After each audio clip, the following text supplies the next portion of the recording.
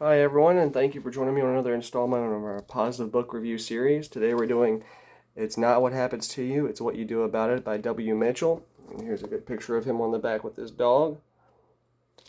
And I was able to purchase this at a thrift store. I actually got this for $1. Any green sticker was half off, and this is the best $1 investment I ever made in my entire life. This is such a great book. It's my first 5-star book. Um, I love this book so much. I actually don't have any negatives to go over later today with you. And for each page that's important, where I find something to mark down, to think about later, write it down, or even some quotes, I mark the page at the top. In this book, out of a possible 99 pages, I actually have 82 of them marked. Now, for reference, my first book, The Power of Positive Thinking, out of a possible 216, 84 of them were marked as important. And then for the Happiness Makeover, out of a possible 178 pages, 59 of them were marked for that book. So this book, it's more than 4 out of every 5 pages, and it's important. This book will change your life. It's so great. So what's this about? Well, it's an autobiography, and I didn't think I would like it that much because it's a little bit different in style from the first 2 books. They're not autobiographies, but I enjoyed this one the most. His story, basically, he had 2 incidents, and the first one was a motorcycle accident. It was in 1971, and he was in San Francisco. He's on a motorcycle. A laundry truck comes up to the left of him and cuts him off. He runs smack dab into them, big crash. His gas tank pops open, gas spills everywhere, and it engulfs him in flames. He loses his fingers, and he gets burned by more than 65% of his body. And his plastic surgeon even said that being extensively burned is the most catastrophic, painful, unimaginably difficult a situation a human being can find themselves in. 4 years later, he was involved in a plane crash. It was just 100 feet off the ground, and he was trying to land it, and it had such a rough landing that he actually became paralyzed from the waist down after that.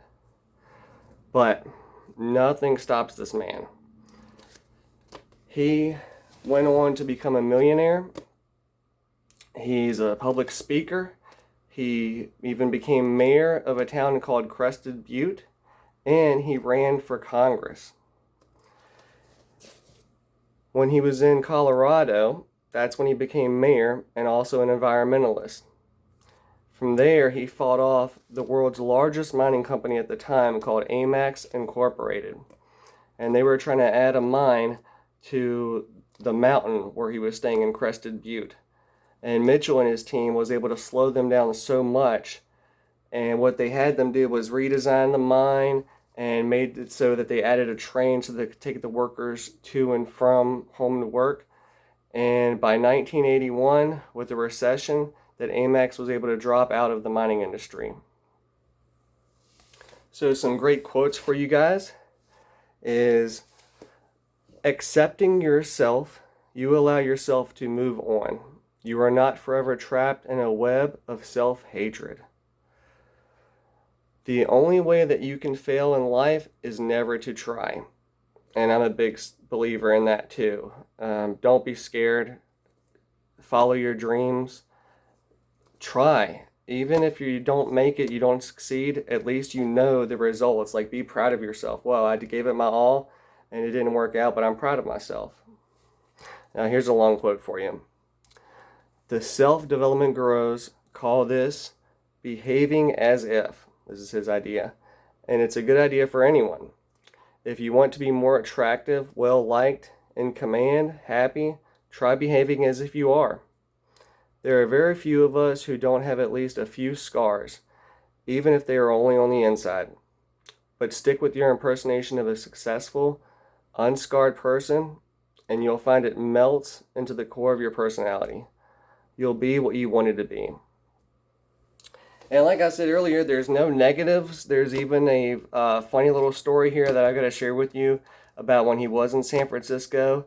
And he actually had a job where he was a cable car grip man, and it was for the public transportation in San, moves along on the street. And what he would do is before he went into work, he would stop by a florist and he would purchase a day of old roses in bulk, and he got them at a discount, and then he would hand them out one by one to the women as they got on the cable car, and he even took a camera and took pictures of them. So that's great dating advice right there. I mean, if you come out there with roses and you're taking pictures of the pretty girls, I mean, men should get this book just for the dating advice, but this is really great. That was funny. And there's no negatives, just too many positives. It's my favorite book so far.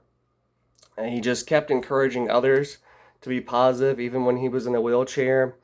After the burning accident, he went back to visit the hospital and the nurses.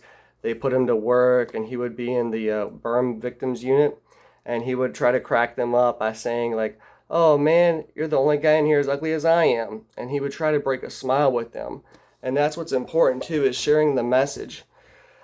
As whatever horrible incident happens, that it really does help to know that you're not alone. Somebody else has been there. And look at this guy. He's got a smile on his face.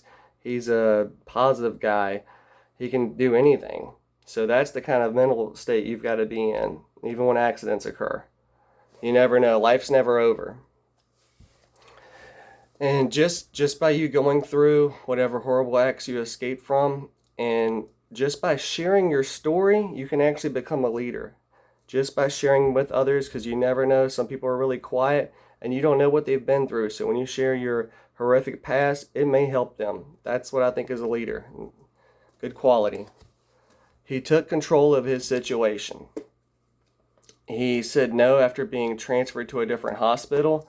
They said that they could provide better care and newer equipment there, but he actually preferred to stay at his local hospital where he became friends with his nurses. He also cut back on his schedule from when he was in their care, and he was able to get more rest, and he reduced his pain, didn't change his bandages as often. And from his awful burning that he lost his fingers, that he actually built up the courage and said, you know what? He was looking at his door one day. He said, look, I'm going to get this done. I'm going to turn this doorknob. And he actually used his feet to turn the doorknob. He doesn't have fingers, didn't turn it with his hand, but he got it done. So he was determined to open that door. And remember, even if it's a small decision, you are in control. You are the author of your own story, so make it a happy one. Guys, I hope you take care and everyone just stay positive. Have a great day.